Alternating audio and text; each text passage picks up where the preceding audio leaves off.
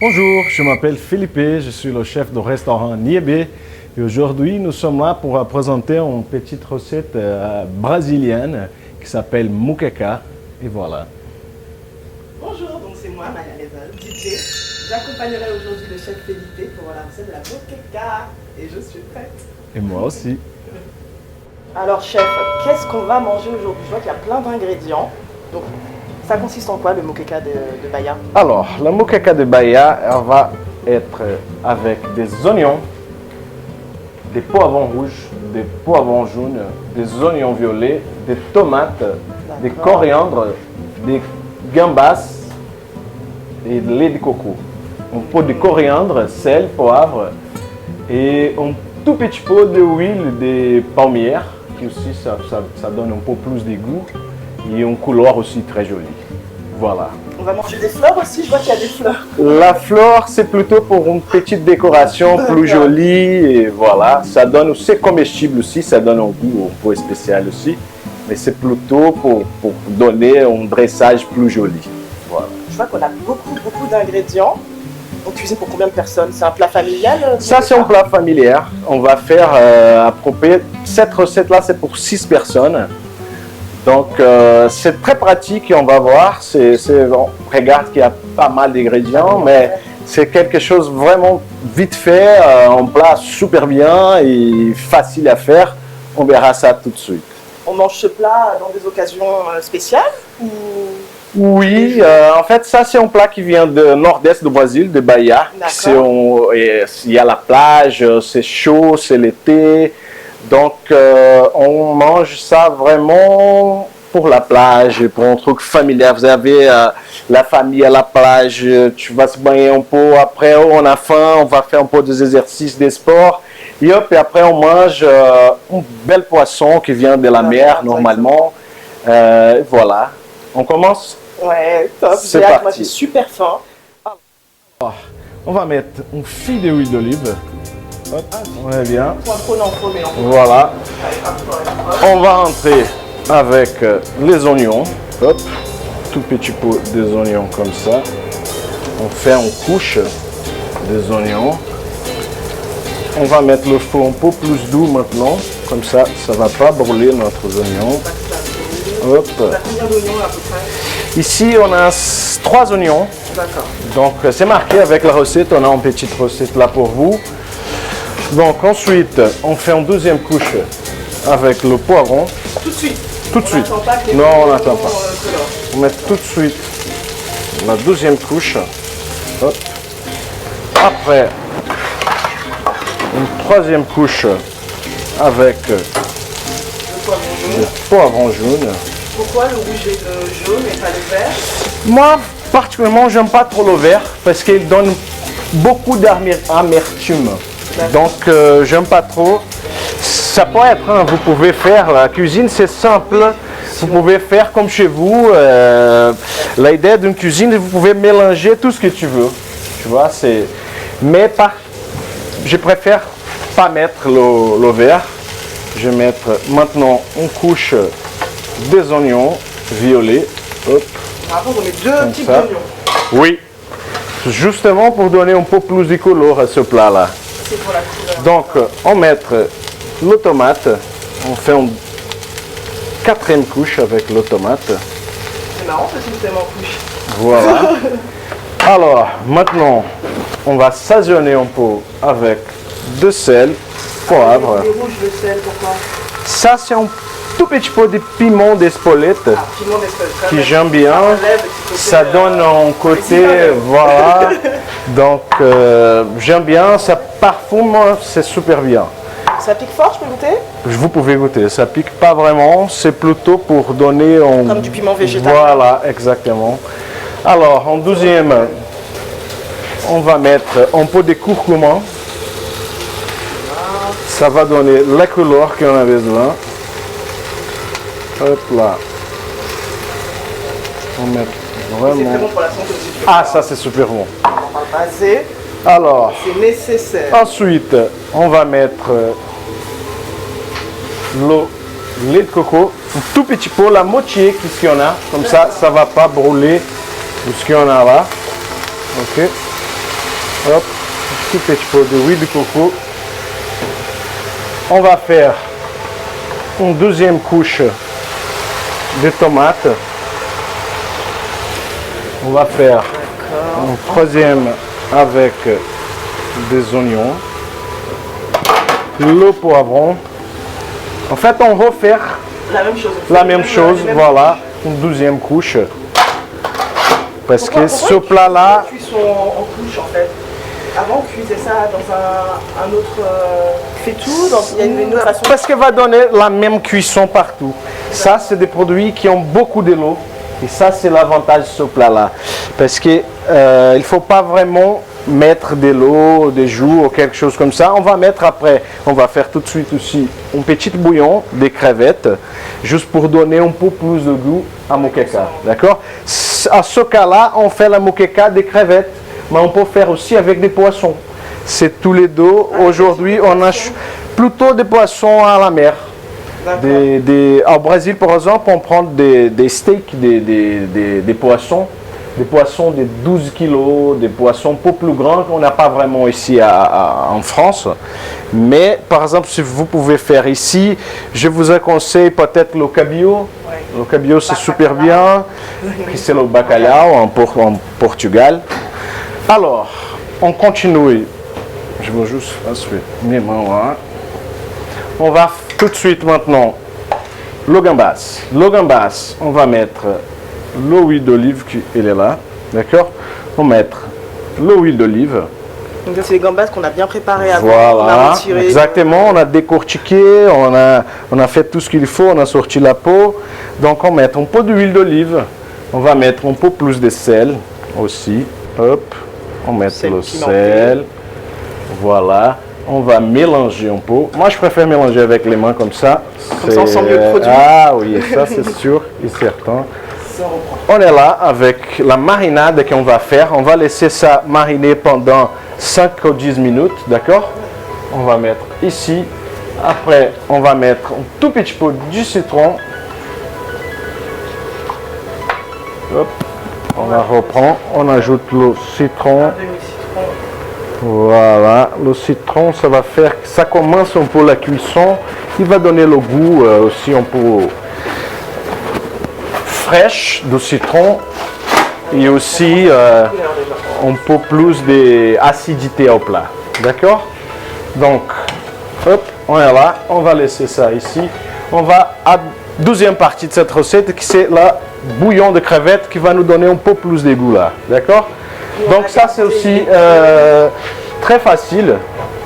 On prend la peau de gambas que vous avez utilisé, de crevettes, le gambas, d'accord? Voilà, on a lavé un tout petit pot, d'accord? Trop fort. Il va prendre un peu de couleur. On va revenir ça pendant 2 minutes maximum, d'accord? On ne veut pas que ça brûle non plus. C'est juste ça va donner une petite couleur. Hop, là. Hop. On est bien. Moi, j'aime bien un peu de sel aussi, ça donne un peu plus de goût à ça. Ma cuisine, c'est un peu, on ne peut pas dire que c'est salé, mais c'est une cuisine qui on sent le saveur. Et pour moi, le sel, c'est quelque chose qui ça va sortir le saveur que le produit, ça peut nous donner. Donc, ça, c'est très important pour un cuisinier, en fait. C'est le savoir-faire d'utiliser le sel. Faut pas trop en mettre. Non. Bien dosé. Voilà, exactement. Pas beaucoup, mais le limite. Donc, là, on est bien. Maintenant, on met un tout petit peu de l'eau. Là, on a 500 grammes de peau de la tête. On va mettre aussi 500 ml de l'eau. Ah, quand même, on en met pas mal. Voilà, parce qu'on va laisser réduire. Donc, il faut que ça couvre vraiment tout. Voilà, ça va couvrir le crevette. Hop, c'est bon. Maintenant, on monte un peu le feu. D'accord? Après, on va mettre la couvercle et on va laisser pendant 10 minutes jusqu'à qu'il y a la moitié de jus qu'il faut. D'accord? Ça bien réduit. Voilà. Là, ici, on va faire la même chose. On va mettre la couvercle et on va laisser pendant aussi les 10 minutes qu'il y a là-bas. D'accord? Ensuite, c'est fini. Il n'y a plus qu'à patienter. C'est plus qu'à patienter. On va pendant 10 minutes, on va rester là tranquille. Je vais vous montrer aussi, par exemple, j'ai fait quelques petits décos qui ça se ressemble très bien avec le plat, qui c'est des chips, des bananes plantains. D'accord. C'est tout simplement, on prend une bandoline, on la passe tout fine et après on va juste la frire avec un tout petit peu d'huile. Donc c'est comme ça. Et ça c'est aussi une petite touche à moi en fait, parce que moi j'ai une cuisine que j'aime pas trop le gaspillage. Donc ça fait que pour le poivron, on a épluché pour retirer un peu l'amertume aussi que la peau ça nous donne. Donc qu'est-ce qu'on peut faire? On peut utiliser tout en cuisine. Donc je l'offre aussi, tu vois, ça donne un croustillant. Vous pouvez la goûter. Voilà. C'est bon. C'est super bon, c'est pratique, c'est bon, c'est utiliser le produit qu'on a. D'accord? On va continuer là. On va maintenant passer le bouillon des crevettes sur le chinois tantôt. Chinois, là ça a bien réduit. Oui, là c'est un peu chaud, mais ça va aller. Hop, on va prendre ça tout de suite. Alors, on a le petit bouillon là-bas. Hop, on va le mettre ici. Là, hop. On le passe bien. On va remettre ça ici. On met dans le four. On va remettre ça parce que l'organisation c'est très important aussi en cuisine. Hein. Il faut dire toujours propre. Voilà, parce que sinon après c'est un petit bazar. Donc on recommence ici aussi. Ah oui, ça fait de l'eau en effet. Voilà. Donc ici on a mijoté pendant 10 minutes. Le poivron, les oignons, le tomate, etc. On peut regarder comme c'est le food doux. Il est bien cuit, tu vois, il n'est pas collé, tu vois. Donc, ensuite, on va remettre un peu de bouillon. On va faire comme ça vous pouvez regarder. Donc, hop, là, on a couvrir jusque Donc on met le bouillon au niveau. Bouillon au niveau. On va mettre le lait de coco, d'accord? On met combien là? Là, il y a 200 ml de lait de coco pour cette recette. Donc, on va mettre le lait de coco. Ensuite, on va mettre un tout petit peu d'huile des cœurs de pommier, que ça va donner un peu de goût, un peu de parfum, d'accord? Et une jolie couleur aussi à ce plat-là. C'est bien comme huile ça. Oui, c'est On parce dirait du que... ketchup. oui, c'est oui, parce que comme c'est froid ici, ça fait qu'il est un peu plus épais. Mais avec le chaleur, ça donne que ça vient plus C'est liquide. l'huile rouge. Voilà. Hop, là, on est bien. D'accord, on mélange un tout petit peu. Voilà, on va le goûter un peu pour savoir si c'est bon. Voilà, c'est super bon. Ça manque le sel maintenant, on va le mettre. Ensuite, on met déjà aussi le gambas, d'accord? On va le mettre comme ça. Hop là. Par-dessus. Voilà.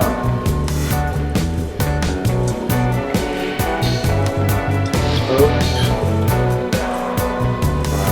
Bien déposé là, partout. Comme ça, la cuisson, ça va être pareil. Hop. Voilà. On laisse la sauce. On laisse exactement. Alors, on va mettre la coriandre. On a là des coriandres tout frais. Vous pouvez hacher si vous voulez. Moi, je préfère comme ça. C'est plus joli après, ça donne plus de goût. Hop. On met beaucoup quand même là, d'accord. Voilà. Oui, le coriandre, ça fait pas de la recette, ça donne un goût. Il y a des gens qui aiment bien, il y a des gens qui n'aiment pas beaucoup. Vous pouvez mettre comme vous voulez. La cuisine, c'est vraiment ça. Il faut que tu comprends pour qui tu vas faire. Ouais. Si la personne aime bien, tu peux le mettre un peu plus. Sinon, tu mets un peu moins. C'est la cuisine, c'est ça. C'est le mélange que vous pouvez faire. C'est l'amour que vous pouvez passer à quelqu'un. Et c'est ça. C'est tout simplement comme ça. Maintenant qu'on va faire, on va mettre la couvercle, on va monter le four un peu plus et on laisse pendant 5 minutes juste pour faire la cuisson de gambas. Et hop, on est prêt.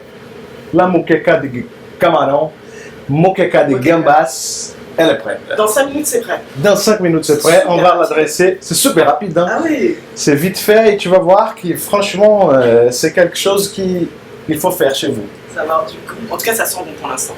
Voilà. Là, ça présage vraiment quelque chose de top. C'est bien réduit. On va maintenant à la partie de la dressage. Donc, on prend une petite assiette comme ça. On prend la petite casserole qui n'est pas du tout petite, elle est là. Hop, on va la mettre ici, à côté. Hop, on met ça ici. Et on va là. Avant, on va faire juste un truc vite fait. Ça, c'est le gambas qu'on a utilisé. On va mettre aussi pour un petit dressage. Donc, on va le saler un peu. D'accord? Il est déjà décortiqué. D'accord? Et là, je vais le faire ici, vite fait. C'est joli, ça donne un goût aussi super bien. Ça donne un croustillant. C'est avec une petite grillade. On va le passer là. Le temps qu'elle est là, on commence le dressage ici, d'accord? Alors, qu'est-ce qu'on a besoin? On a besoin d'une cuillère. Une petite louche après. Alors, on va mettre ça ici, comme ça. Vous pouvez nous regarder. On va mettre ça ici aussi. Et on y va là. On commence là. Tu vois, on va chercher là le tomate. On va chercher ça. J'ai besoin de ça tout d'abord. Hop, on met ça là. On vient. Voilà. On vient. Des fois, ça aide bien. Surtout avec toute cette sauce. Ça fait que ça soit carré. Donc, on met tous les légumes qui sont là, sont bien mijotés, sont bien cuits. Regarde. Hop. On va le mettre ici au fond, comme on va là, comme un petit lit, tu vois. Hop.